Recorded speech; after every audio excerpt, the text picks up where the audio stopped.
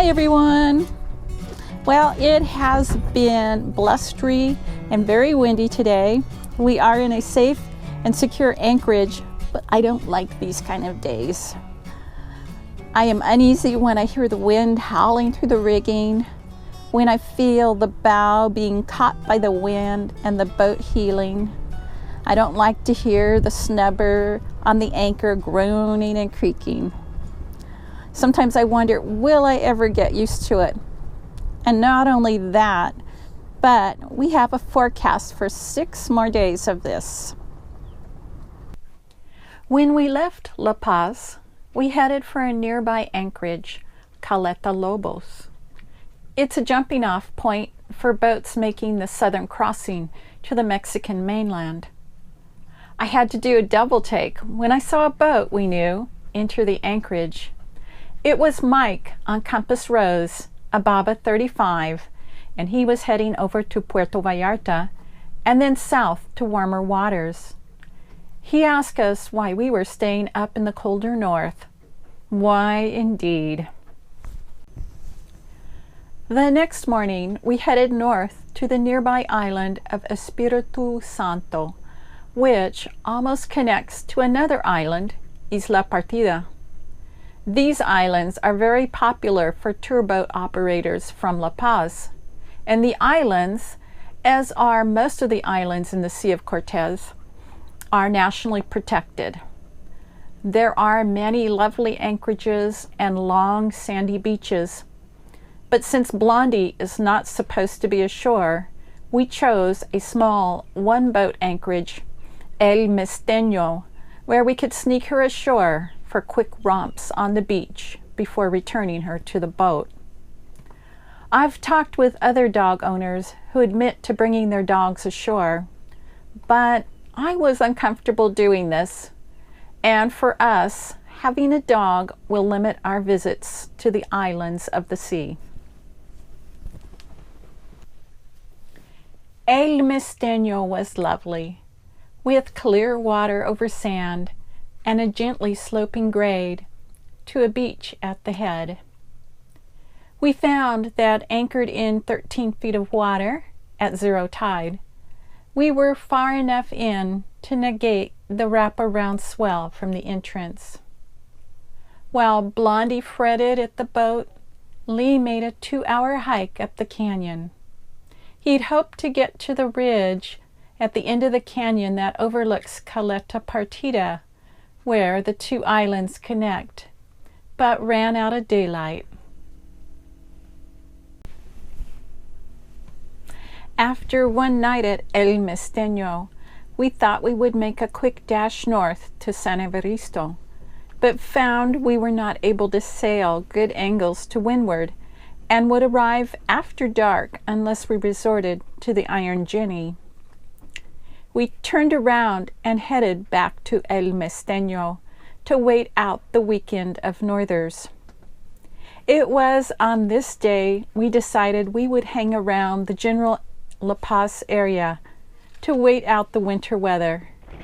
We won't join the crowd further south on the mainland this year because we do not yet have the inflatable tubes for our dinghy and would be unstable for the surf landings required in Pacific Mexico. After the weekend northers, we headed to Bahia Falsa, where we knew we would have good protection for the next series of northers. According to Windy, the islands would be getting the brunt of the winds, and Falsa would be more protected. After anchoring, we took advantage of the calm to motor around and explore the anchorage. By the next morning, the winds had arrived in full force, and I was feeling uneasy. At first glance, this looks like a mess, but to me, it tells a story.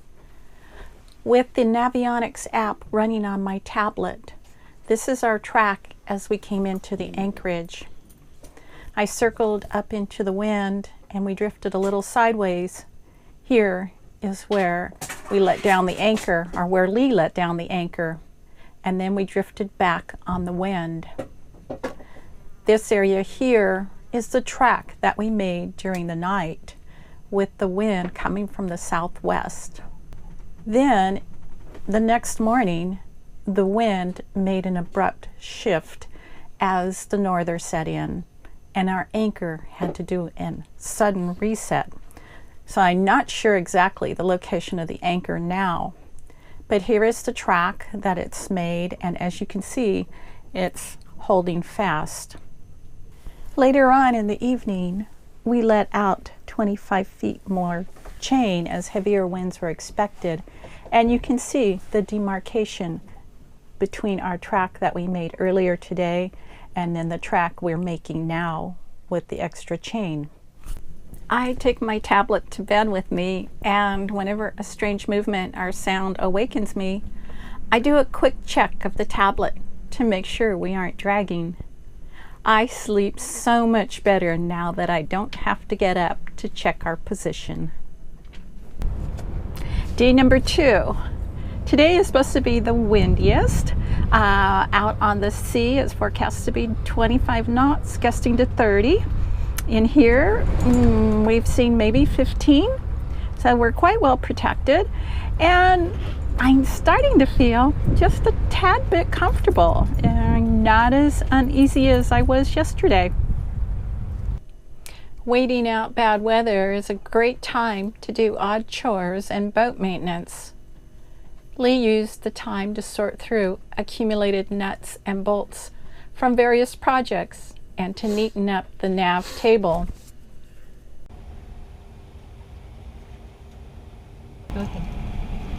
So during this month's check of our exercising of our seacocks, we found one that was stuck, and I'm resurfacing it now. Took it apart, coating it with grease, cleaned it up, coated it with grease, and I'll put it back together. That was the one that was real stiff?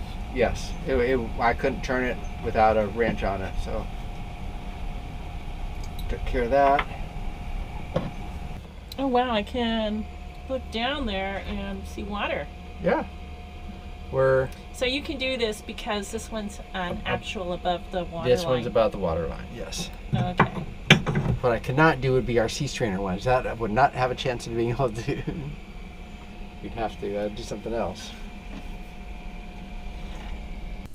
I find working on a video helps distract me from what's going on outside. And if I am concerned, I consult my trusty tablet. On the evening of the second day, Lee and Blondie were able to get to shore. And on the third day, Blondie and I went for a very long hike in the morning.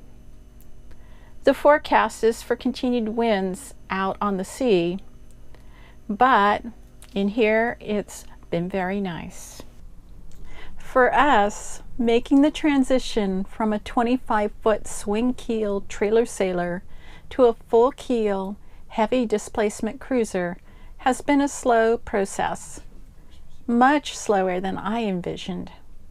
When I look around me and see proficient cruisers, or hear their stories, I must remind myself that I don't have the mileage or experience they do, and it's okay to go at a pace I'm comfortable with. And thank goodness Lee is patient with that. So what's next?